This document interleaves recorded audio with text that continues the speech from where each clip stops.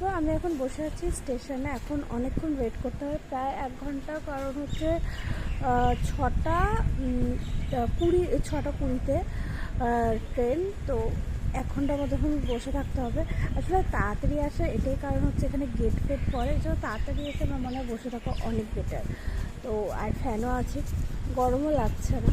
আর ওর জন্য তো আমি বিস্কুট আনতে গেছিলাম এই দোকানটাতে, বাট বিস্কুট তো পাইনি। মানে যা বিস্কুট আছে সব ক্রিম বিস্কুট, চকলেট বিস্কুট, ওগুলো দেওয়ার থেকে বেশি মানে দিয়ে আরও বেশি খারাপ, তো ওই জন্য আনিনি। তো বাইরের থেকে আনতে বলেছি, এবার নিয়ে আসছে মেরি বিস্কুট।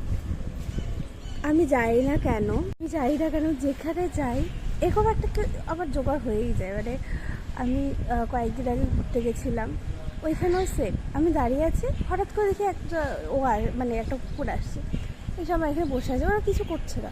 তারপর কয়েকদিন আগে রেস্টুরেন্টে গেছি, তারপর দার্জিলিং থেকে আসার সময় শিলিগুড়িতে আমরা যতক্ষণ স্টেশনে ওই দিন আমাদের আই থিঙ্ক 2 ঘন্টার মতো ওয়েট করতে হয়েছে শিলিগুড়ি স্টেশনে। আর 2 ঘন্টায় ওই কুকুরটা বসেছিল। যাই হোক, বিস্কুট টিস্কুট খেয়েছে, এরকম জোগাড় হয়েই যায়। মানে একজনকে ছেড়ে আসছি বাড়িতে, আরেকজন জোগাড় হয়ে যায়। আই হোপ আমরা যেখানে যাচ্ছি সেখানে গিয়েও জোগাড় হয়ে যাবে। আমি কিন্তু ওর জন্য বিস্কুট আনতে পাঠিয়েছিলাম, মেরি বিস্কুট বা ডাইজেস্টিভ এগুলো ধরনের বিস্কুট। কিন্তু স্টেশনের ভেতরে বা স্টেশনের বাইরে যেগুলো দোকান ছিল এরকম কোনো বিস্কুটই ছিল না। তো কী করবো, বাধ্য হয়ে আমার কাছে একটা কোকোনাট বিস্কুট ছিল, ওটাই দিয়েছি। মানে ওর জন্য আমার খুব খারাপ লাগছিল, দিতে তো আমার ইচ্ছা করছিল না, কিন্তু আবার ভাবছিলাম এতক্ষণ ধরে বসে আছে, কারণ যতক্ষণ না ট্রেন আসছে ও কিন্তু বসেই ছিল আমাদের সাথে, তো এই জন্য খারাপ লাগছে। আর এই মিষ্টি বিস্কুট দেওয়া তো ওদের জন্য খাওয়া খুব খারাপ।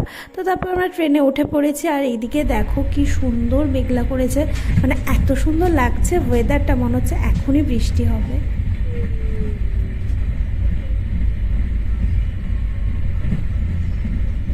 আমি তো আগেই বলেছিলাম আমার ভীষণ ঘুম পাচ্ছিল, তো ট্রেনে উঠেই না আমি ঘুমিয়ে পড়েছি। তারপরে অনেকক্ষণ পরেও উঠেছি, ঠিকঠাকভাবে তো আর ট্রেনে ঘুম হয় না।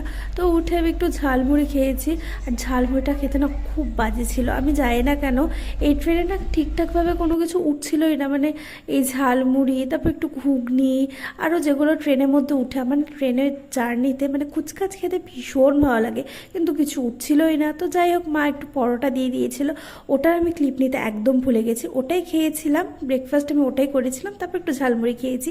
আর এদিকে দেখো ব্রহ্মপুত্র নদী কিন্তু আমরা পার হচ্ছি, আমরা যাচ্ছি কিন্তু গুয়াহাটিতে। আসলে গুয়াহাটির থেকে এখন আমরা যাব হচ্ছে শিলং। আমার অনেক দিনের ইচ্ছা ছিল যে আমি শিলংয়ে ঘুরতে যাব, তো ফাইনালি কিন্তু আমরা গুয়াহাটি স্টেশনে পৌঁছে